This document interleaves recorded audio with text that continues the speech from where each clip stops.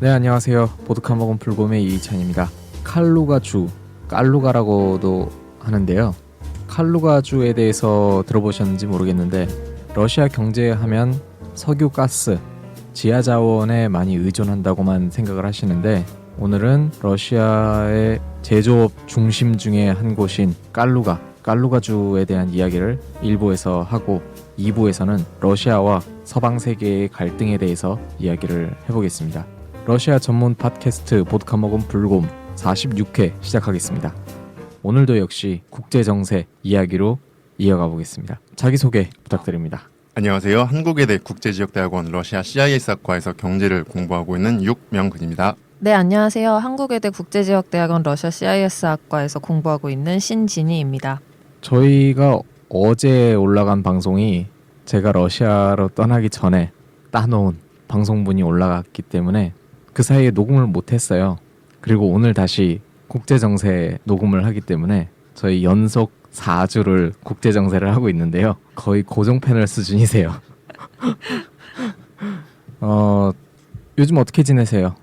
내일 모레 논문 심사인데 죽겠어요 지금. 솔직히 말씀드리면 제가 이걸 항상 할 때마다 되게 준비를 많이 해오는데 지난달 녹음이랑 이번 녹음은 논문 줄에서 한 꼭지 한 꼭지씩 따와가지고 짜증깨서 하고 있어요 지금. 죄송합니다. 다음 달부터는 열심히 하겠습니다. 아닙니다.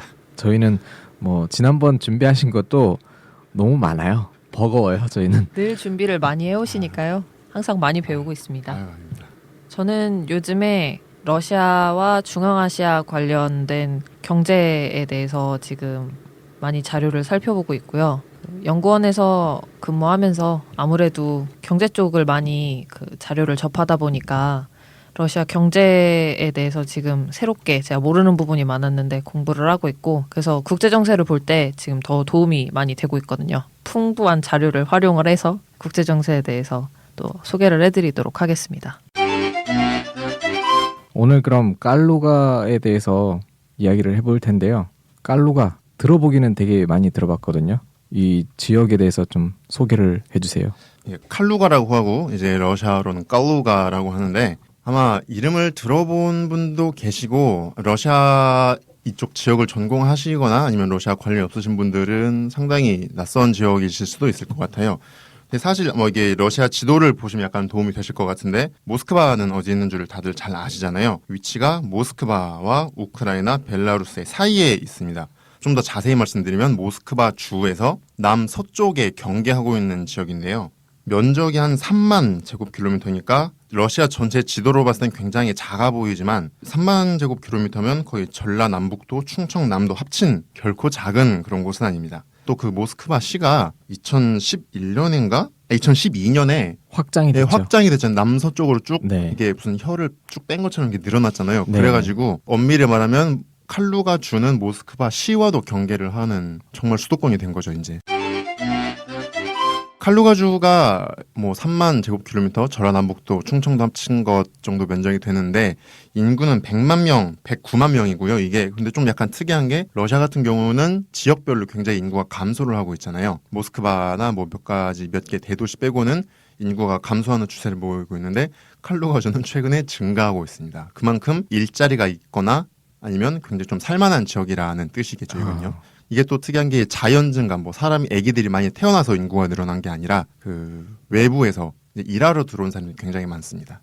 주요 도시로는 이제 칼루가 주니까 당연히 그 주도인 칼루가가 있겠고 또 오브닌스크라는 지역이 있는데요.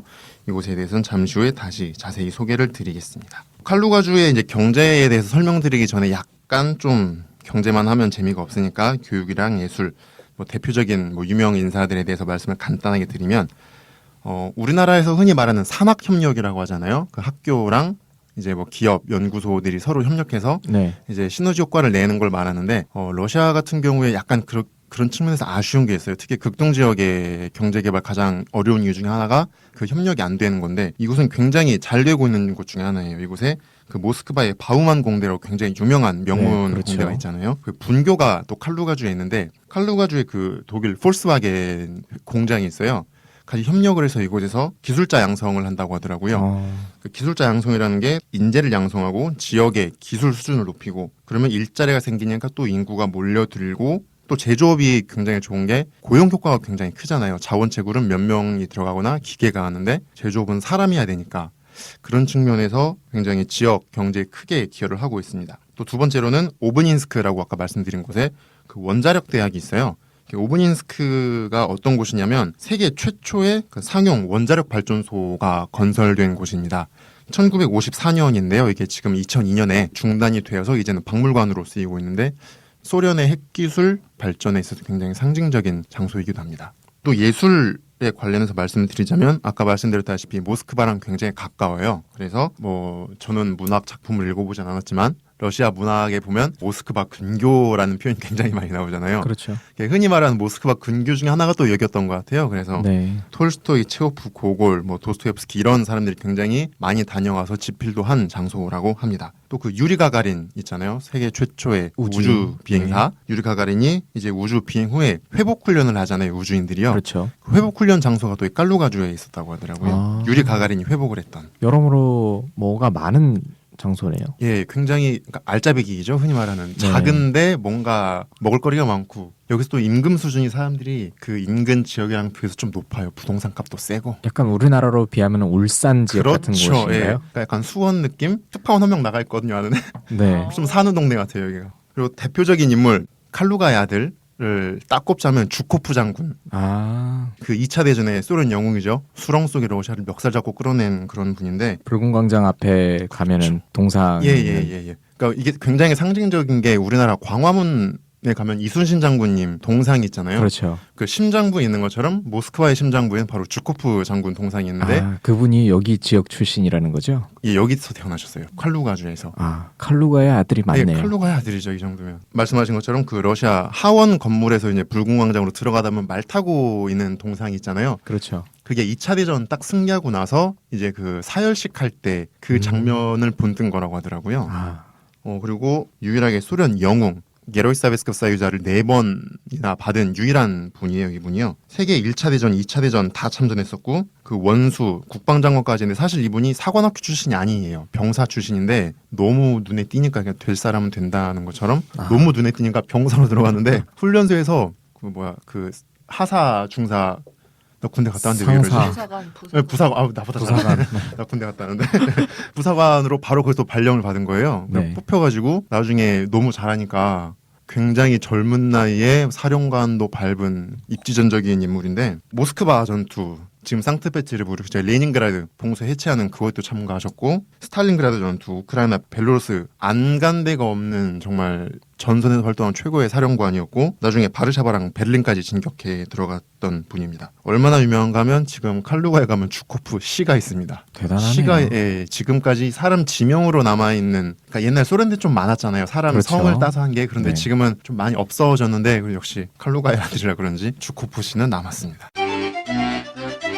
두 번째로 말씀드릴 분은 치올코프스키라는 분인데 아마 경환 형님 오셨으면 굉장히 재미있게 자세히 알려줬을 것 같은데 치올코프스키가 누구냐 하면 원래 학교 선생님이셨는데 물리 선생님이었는데 어떤 기계 발명가이기도 하면서 우주 비행 이론의 선구자입니다. 세계적인 과학자인데 츠알코프스키라고 하죠. 예 맞아요 그분이에요. 그 MGU 있잖아요. 모스크바의 모스크바 국립대학교. 이게 네. 러시아는 이렇게 사람 이름 따는 걸 좋아해서 그냥 로모노소프 모스크바 국립대학교잖아요. 네. 여기는 또 이분도 약간 칼루가 아들 느낌 나네.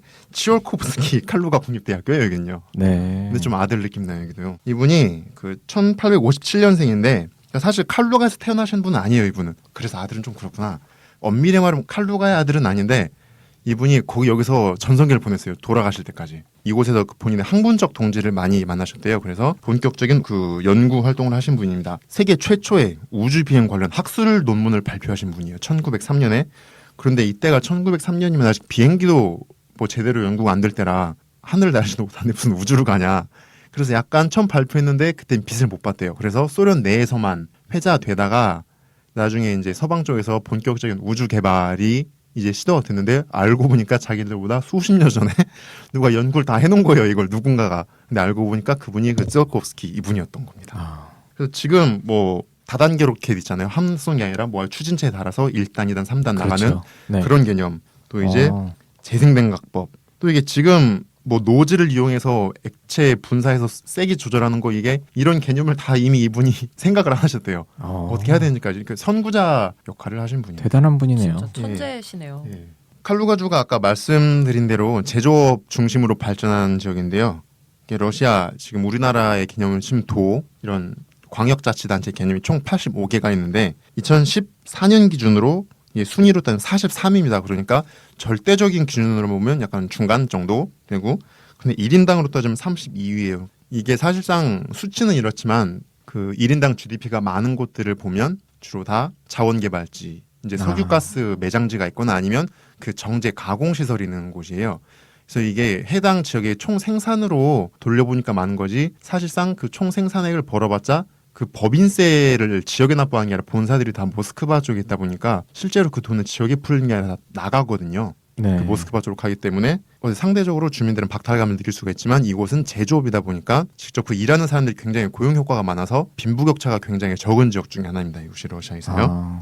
그리고 굉장히 또 고무적인 거는 제조업이 주 내 최대 산업이고 2004년부터 14년까지 계속 모든 분야를 압도하고 있어요. 제조업이. 2012년에 지역 총생산의 39.8, 그러니까 40%가 제조업이었는데 그때 러시아 전국 평균이 17.3%거든요. 그러니까 거의 제조업이 지역 경제에서 차지하는 비율이 러시아 전체랑 비교해봤을 때 거의 2배 이상 가는 굉장히 제조업이 특화된 굉장히 특이한 지역입니다. 이곳이요. 그 외국인 직접 투자 들어오는 것도 보면 제일 많이 들어온 데가 모스크바 주, 상트페테르부르크 대도시 지역으로 들어오고 거기는 근데 러시아지만 흔히 말하는 러시아가 아닌 굉장히 특수한 지역이잖아요. 인구, 경제, 문화, 정치적인 면에서 압도적인 그렇죠. 우위를 가지고 있기 때문에 네. 단순 비교하기는 좀 쉽지 않잖아요. 다른 지방과 비교했을 그렇죠. 때.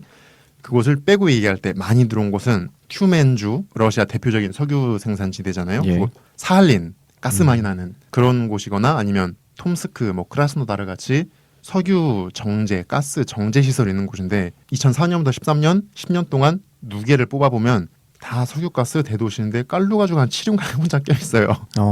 그만큼 석유가스도 여기 안 나거든요. 정제시설도 없고 모스크바랑 가깝긴 하지만 인구가 그렇게 많은 곳은 아닌데 그럼에도 불구하고 제조업이 세기 때문에 외로이 껴있습니다. FDI가 굉장히 큰 지역이에요. 제조업인데 그것도 거의 다 생짜 제조업인데 우리나라 기업이 또 많이 들어가 있잖아요. 삼성전자 네. 들어가 있고요. 롯데 제과가 또 이곳에서 열심히 초코송이 초코파이? 초코파이 롯데 초코파이 롯데 초코파이 만들려고 맞아. 또 그 러시아 여성들의 사랑을 받는 에세 담배 그리고 아래에 이제 협력업체들이 또 꽤 들어가 있다고 하더라고요. 그리고 우리나라 기업 말고도 누구나 들으면 알 수 있는 폴스바겐, 볼보, 미쓰비시, 푸조, 시트로엔 이런 것도 있고요. 로레알, 네슬레, 소니, 제너럴 일렉트로닉스 이런 것들도 많이 들어가 있습니다. 그래서 오늘 말씀드리고자 하는 게 특이하잖아요. 인구도 별로 안 많고 석유가스도 없는데 외국인 직접 투자가 엄청나게 들어왔고 그러니까 보통 우리가 생각하는 건 인구 제조업이 있으려면 일단 시장이 좀 커야 되잖아요. 노동력이 엄청나게 싸서 노동력 따먹기라든가 기술이 엄청 고부가 같이 무슨 뭐 실리콘밸리 같이 그런 뭐 IT 그런 기술이 있어가지고 그걸 뭐 접목 활용해서 한다든가 그래야 되는데 이곳은 마땅히 그런 것도 아니었거든요. 그런데 왜 발전했을까 간단하게 말씀드리겠습니다. 네. 모스크바 주랑 경계 닿고 있는 게 연방 주재가 7개인가 되거든요. 근데 그중에 왜 하필이면 칼루가냐. 여기가 그러니까요. 인구가 많은 편도 아니에요. 다른 지역랑 비교했을 때 또 산업도 소련 시기에 특히 툴라 같은 경우는 소련 시기부터 굉장히 공업이 발전했던 곳이잖아요. 투자자 입장에서는 이미 기술자 있고 인프라 깔려있는 대로 가려고 하잖아요. 그래야 투자 비용이 적게 들어가니까 처음에 왜 여기로 갔을까? 그거를 좀 제가 공부를 좀 해봤는데 깔루가주가 성장할 수 있었던 가장 큰 배경 중에 하나는 방금 말씀하신 것처럼 그 배후에 굉장히 모스크바라는 큰 시장이 있습니다. 모스크바 주만 해도 인구가 벌써 1,000만이 넘죠. 그래서 그렇죠. 거의 2,000만 가까이 되는 시장이고 또 모스크바 주와 경계하고 있는 그것도 인구가 굉장히 많아요. 칼루가주가 7개의 주 중에 인구가 거의 제일 적은 수준이거든요. 두 번째로 큰가? 한 군데 빼고 다 100만이 넘는 거의 3,000만 가까이 되는 시장을 한 300km에 가지고 있고요. 우크라이나와 벨로루스와 가깝습니다. 특히 벨로루스랑 우크라이나로 바로 가는 연방도로 한국의 고속도로 개념의 연방도로가 이곳을 지나가요. 그래서 물건을 만들어서 바로 뿌리기가 굉장히 유리한 물류 비용이 적게 들어가는 측면이 있겠죠. 그리고 지역 발전 기관이 있잖아요. 우리나라로 보면 각 지역마다 이제 뭐 지역 발전 연구소 도마다 하나씩 있는데 공사가 요즘 좀 러시아에서 트렌드가 지역 개발 공사가 요즘 많이 만들어지고 있고요. 2008년, 9년, 10년 이때부터 많이 만들고 있고 이곳도 지역 개발청이 따로 있습니다. 그러니까 지역 개발청이랑 지역 개발 공사가 둘 다 있는 곳은 사실 러시아에서 그렇게 많지가 않거든요. 보통 주 정부 산하의 경제발전부나 뭐 경제개발부에서 자기들이 맡아서 하는데 칼루가주 같은 경우에는 주정부 아니면 경제개발부 산하의 독립기관으로 아예 둬버렸어요. 공사 개념으로 해서 좀 더 운신의 폭이 자유로운 또 투자자들이 공무원들하고 상대하기보다는 공무원분들을 어떻게 말하는 건 아니지만 공사니까 회사잖아요. 그렇기 때문에 이 사람들도 이익을 추구하는 곳이라서 서로 비즈니스 마인드로 대화하기 굉장히 편한 또 주정부가 나서서 뭔가를 개발하는 것도 참 좋긴 한데 돈이 걸린 거는 약간 모양새가 안 날 수도 있는데 특히 러시아 같은 경우에는 또 고상한 거 좋아하시는 분들이 많아서 돈을 만지는 건 공사가 해주면 굉장히 부담이 없죠. 주정부 입장에서도. 칼루가주는 지역개발청 2000년에 만들어졌고요. 러시아 다른 지역 비교해서 굉장히 몇 년은 앞서서 만들어졌어요. 또 칼루가주 개발공사가 2007년에 만들어졌습니다. 이 두 곳을 기점으로 해서 산업을 발전을 해오다가 칼루가주도 우리도 뭔가 좀 더 특화를 시켜야겠다. 모자란 부분을 채워야겠다 해가지고 그 인더스트리얼 로지스틱스라고 해서 이 또 개발 공사가 자기 안에 또 이거 출자를 해가지고 자회사를 만들었어요. 그래서 물류 서비스를 제대로 해보겠다고 이런 거 만들었고 칼루가 지역의 소유로 예, 칼루가 주정부가 칼루가주 개발공사를 만들었고 칼루가주 개발공사가 자기 자회사로 또 이 그 물류 공기업을 만들었습니다. 그 최근 이제 러시아 수입 대체화하면서 또 농업도 중요한 품목 중에 하나 됐잖아요. 우리 예전에 그렇죠. 다뤘던 엠바고를 하면서 때문에 또 이것도 농업단지 발전청을 또 2013년에 만들었고요. 제도가 굉장히 잘 갖춰진 지역입니다. 또 한국과 또 연이 굉장히 깊은 곳인데요. 아까 말씀드린 것처럼 대기업도 들어가 있고 2013년에 한러 비즈니스 협의회라는 KRBC에서 하던가요? 이게 한국무역협회 회장상을 수상했어요. 칼루가 주정부가. 그런 상은 한국에서 그냥 주는 거 아니에요? 이게 그래도 심사를 꽤 철저하게 하시는 걸로 알고 있어요. 이게 KRBC에서 하든가 KRBC가 뭐 주요 스폰서든가 주최든가 그런 걸로 알고 있어요. 여기가요. 또 다음 성공 요인은 지역 개발 전략을 굉장히 잘 짰습니다. 러시아 그 연방 주체마다 자기 사회경제 발전 전략이라는 게 하나씩 있는데 뭐 2025, 뭐 2023 해가지고 소련이 1917년부터 계획경제했잖아요. 계획 세우는 거 굉장히 좋아하는데 뭐 우리도 방학 때 시간 계획 짜지만 절대 안 지키잖아요. 그런 것처럼 계획은 세우지만 지키기 쉽지 않습니다. 하지만 이곳은 지켜요. 주지사가. 지키기 쉽지 않은데. 네, 지키기 쉽지 않은데 이곳은 지킵니다.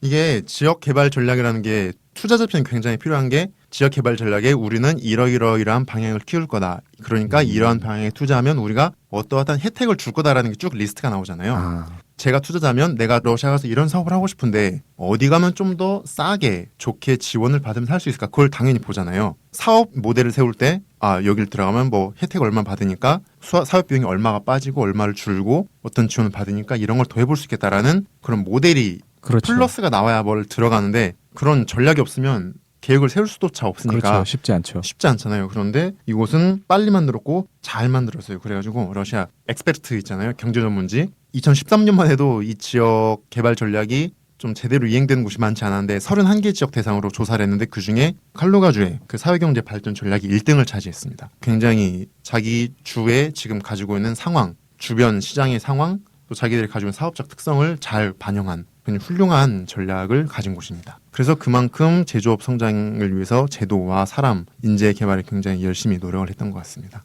그 지역 발전 전략이 있잖아요. 그 지역 발전 전략이 원래 그런 장기적인 전략을 세우는 거다 보니까 아무래도 컨셉 위주, 그러니까 대략적인 거 위주로 이렇게 하게 되는데 이 지역이 아무래도 제조업 특화 지역이다 보니까 이 전략 자체가 지금 현재 강한 분야인 제조업을 좀 더 육성을 시키려고 하는 것인지 아니면은 아까 왜 그 농업 단지 발전청 이거를 신설을 하면서 그 농업 쪽에도 관심을 쏟고 있다고 하셨는데 그 제조업뿐만이 아니라 농업이라든지 뭐 농업 중에서도 솔직히 제조업이 포함되어 있을 부분이 있잖아요. 뭐 농산물 가공 분야라든지 그래서 이런 쪽으로 좀 다변화를 시키기 위한 전략을 세우는 건지 그거에 대해서 혹시 좀 설명을 해주시면 좋겠어요. 흔히 말하는 러시아 산업 다변화를 해야 된다고 하잖아요. 러시아가 자원에 너무 몰려있다라고 하는데 자원에 몰려있는 만큼 제조업에만 너무 치중한 것도 굉장히 위험한 상황인데 자원 경제도 사이클이듯이 제조업 경제도 사이클이 있기 때문에 말씀하신 것처럼 분산을 시켜야 됩니다.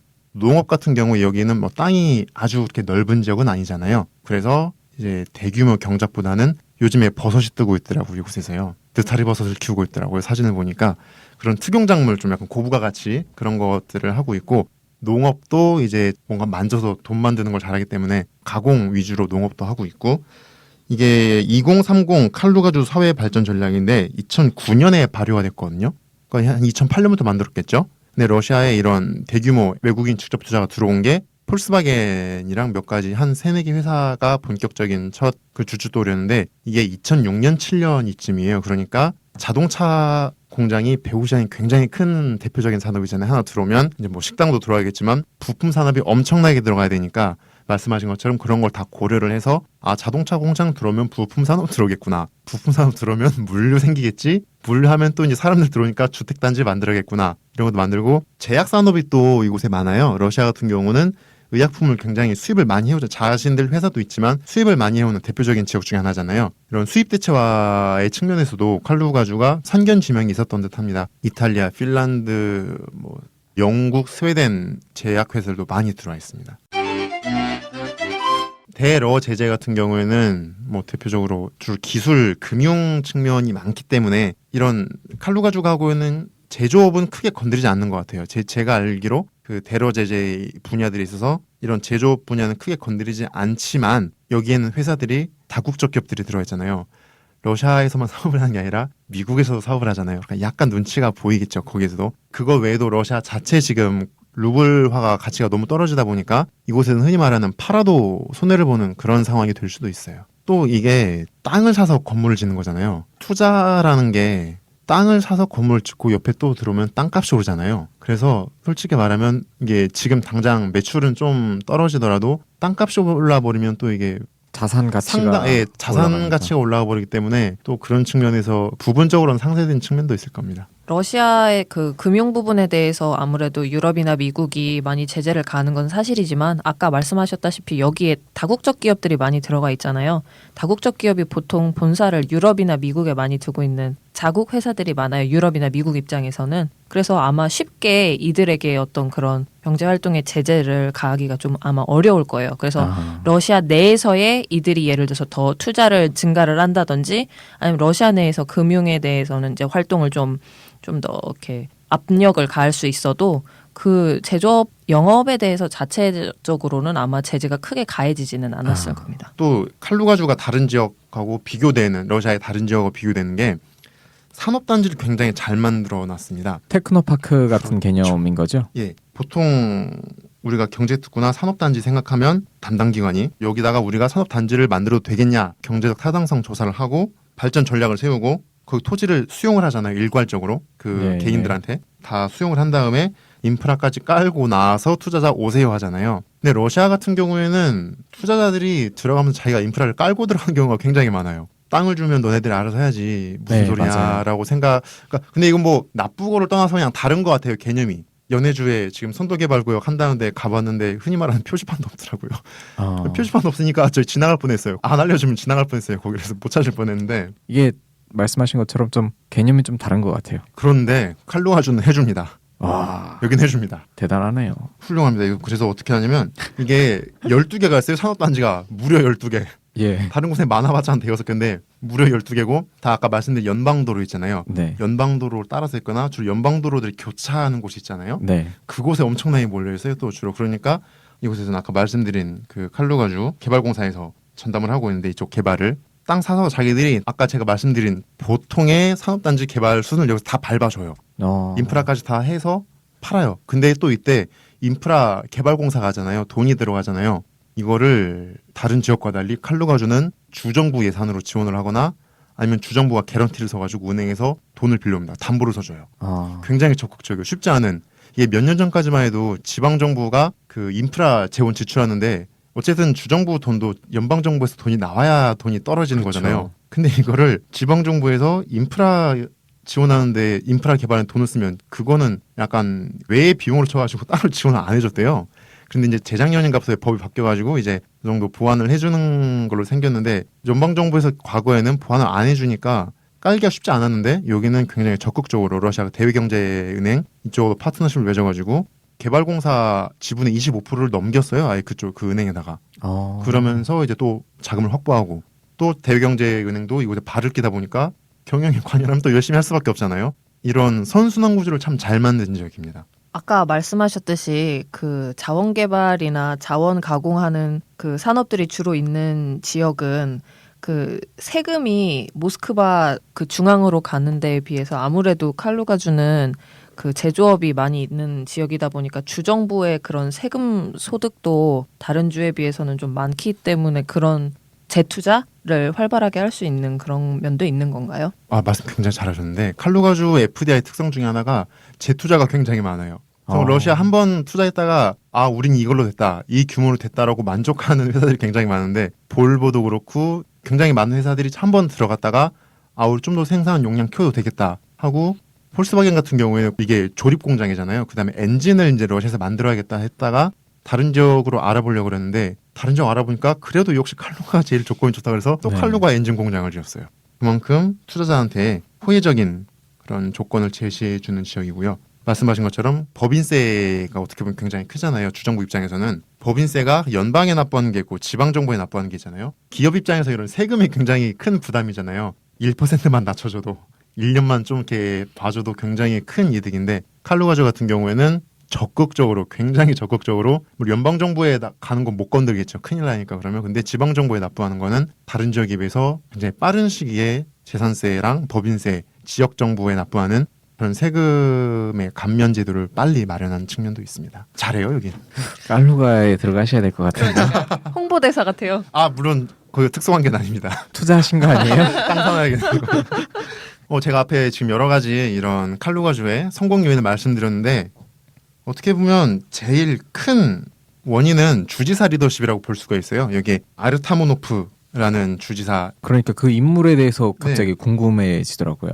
주지사, 한국말로 하면 도지사 개념인데 이게 뭐가 중요하냐 생각하실 수도 있는데 뭐 투자자가 들어가서 잘 물건 만들어서 팔고 나오면 되지 뭐가 문제냐고 생각하실 수도 있는데 네, 이게 어쨌든 공장을 세우든 뭐 법인을 세우면 거기 제 사업장이 거기 있는 거잖아요. 그렇죠. 그 사업장이 속한 관할 구역의 주지사 리더십이 굉장히 중요한 게 만약에 주지사가 바뀌면 그 아래에는 흔히 말하는 사단이라고 하잖아요. 같이 일하는 사람들이 싹 내각이 바뀌어버리면 제가 투자할 때 당시 협상했던 사람이랑 담당자가 달라지잖아요. 설명을 처음부터 다시 다 해줘야 되잖아요. 그리고 분명히 저 사람과 나만 알고 있는 게 있을 텐데 특수한 상황들이 사업마다 케이스 바이 케이스가 엄청나게 많을 거잖아요. 그렇죠. 이거를 저 사람한테 말할 수도 없고 말하기도 굉장히 복잡한 효율성이 굉장히 떨어지게 되는데 칼루가주 주지사 이분이 2000년부터 지금 16년까지 17년째 하고 계세요. 선출되기도 했고 임명되기도 했고 다시 선출돼서 그러니까 굉장히 일 잘해서 인기 많아요. 지방에서 상당히 뭐 표면적으로는 뭐 실제는 모르겠지만 보기에는 굉장히 인기도 많고 일 잘하시니까 중앙정부에서 데려가려고 하지만 이분은 그래도 지역 발전을 위해서 나는 좀 더 기여를 하고 싶다, 일을 하고 싶다라고 인터뷰에서 굉장히 그렇게 밝히고 계시더라고요. 칼루가주에서 태어나셨어요. 그리고 사업을 하셨던 분인데 2000년에 그러다가 주지사로 선출되셨습니다. 사실 러시아 주지사 중에 그 지역 출신 아닌 사람이 굉장히 많아요. 그러니까 흔히 말하는 중앙에서 너 여기 가서 일해. 그러니까 굉장히 일은 잘하는데 낙하산. 그렇죠. 그러니까 낙하산에도 굉장히 능력 좋은 낙하산들이 많은데 능력이 좋아도 그 지역에 대해서 잘 알 수가 외부인이잖아요. 그렇기 때문에 지역의 장단점이나 그 안에 있는 복잡한 이익 구조들을 파악하는 데 시간이 상당히 걸릴 수 있고 흔히 말하는 외부인이기 때문에 그 이너서클에 못 들어갈 수도 있어요. 그래서 겉돌 수도 있는데 뭐 태어났고 사업하셨으니까 뭐 오죽이나 사람들 많이 아시겠어요. 지역 사람들. 또 비즈니스 마인드도 있고 그러다 보니까 굉장히 크게 기여를 하고 있습니다. 또 말씀드린 칼루가주의 뭐 투자자 지원제도, 지역발전기관, 산업단지가 다 이분 재임 기간에 이루어진 굉장히 빠른 성과예요. 우리나라에도 투자 설명회 많이 러시아 이제 지방 정부에서도 최근 몇 년 사이에 굉장히 많이 오고 계신데 러시아 주지사분들이 이게 2014년인가 3년부터인가 이제 러시아 연방 정부에서 주지사 랭킹을 매기 시작했습니다. 드디어 일을 제대로 하냐 안 하냐. 대통령 정권 대표 파견에 이어서 거의 두 번째 시리즈 같은데 본격적으로 이제 개별 케이스 바이 케이스 이제 맞춤 관리가 들어간 것 같아요. 과연 얘가 일을 제대로 하냐 안 하냐. 그런데 칼루가주 지사 같은 경우에는 해마다 여러 가지 평가는 데가 많은데 랭킹 보면 항상 10위 안에 들어가 계시더라고요. 이분은요. 일 참 열심히 하시는 분인 것 같습니다. 한국에도 여러 번 오셨어요. 그래서 그 예전에 2010년 하반기였던 것 같아요. G20 정상회의 할 때 그때도 이제 당시에 메드베데프 대통령인데 수행해서 같이 우리나라 와서 또 투자 설명회도 하셨고. 보통 비즈니스맨이 공직에 올라서 좋은 꼴을 못 봤는데 많죠. 근데 이분은 예외적인 경우라고 할 정도로 너무 잘하는 것 같아요. 굉장히 특이한 케이스 같아요. 또 이분이 혁신적인 굉장히 제도 중에 하나가 공개회의라는 걸 진행을 해요. 어떤 투자자가 우리 이런 걸 할래 그러면 주지사 산하에 투자위원회가 있습니다. 여기에다가 투자자, 담당 공무원, 관련 기관 담당자를 다 불러 모아요. 투자자가 자기 혼자 뭘 하려고 하면은 여기 가서, 그러니까 러시아가 뭐 서류 하나 받는 게 여기에 가서 이거 받아야 되는지 물어보고 저기에 가서 종이를 받은 다음에 딴 데 가서 내용을 작성하고 딴 데 가서 도장을 찍고 딴 데 가서 사인 받고 딴 데 가서 제출하잖아요. 그렇죠. 그리고 그거 한 2달 걸리잖아요. 그렇죠. 그러면서 다 받을 때쯤 되면은 처음 받은 서류가 만료가 돼버려요. 맞아. 공개회의라는 걸 진행을 해요. 그래서 투자자, 관련 담당기관 직원들 다 모아놓고 주지사가 그걸 딱 보면서 공개회의를 진행합니다. 서로 물어볼 걸 다 물어보게 해요. 그래서 오케이 사인한 건 거기서 다 사인을 바로 받아버립니다. 야. 일괄 처리, 원스톱 서비스를 해주는 거죠. 그래서 또 그거를 거기서 끝내는 게 아니라 현지 그 지역 언론에 그걸 공개를 해요. 우리 이런 거 했다. 내용은 뭐였다. 상당히 투명한 그 과정을 거치고 있는 지역입니다. 말씀드린 것처럼 칼루가주가 시장이 큰 것도 아니고 그렇다고 사람들이 엄청나게 잘 사는 것도 아니고 다른 지역에 비교해서 10년 안쪽으로 해서 인프라, 산업시설, 사람들 생활 수준, 공업 굉장히 획기적으로 발전한 곳입니다. 근데 그 기저에는 참 이 주지사 한 명의 리더가 마인드가 어떠냐, 얼마나 적극적으로 뛰냐, 또 그 아래 같이 일하는 공무원들의 역할이 얼만큼 발휘되냐 효율적으로, 그런 점에서 러시아 경제 발전에 큰 시사점을 던지는 곳이 아닌가 생각됩니다. 꼭 가보고 싶습니다. 네, 아니 오늘 깔루가 자랑을 그렇게 하셔가지고 거의 뭐 투자자 수준으로. 저는 깔루가의 아들인 줄 알았어요. 깔루가의 아들로 이제 그렇군요. 사랑합니다 깔루가. 아니 뭔가 있어. 그러니까요. 아주 깔루가에 대한 설명을 자세하게 해주셔가지고 되게 혁신적인 어떤 부분들도 있는 것 같고 우리나라 기업이 들어가서 사업하기에 되게 좋은 환경인 것 같기도 하고 재밌었습니다. 기업 환경에 대해서도 좀 궁금해하시는 분들이 많으니까 이번 깔루가에 대한 이야기도 되게 재밌었던 것 같아요. 열심히 하겠습니다. 감사합니다.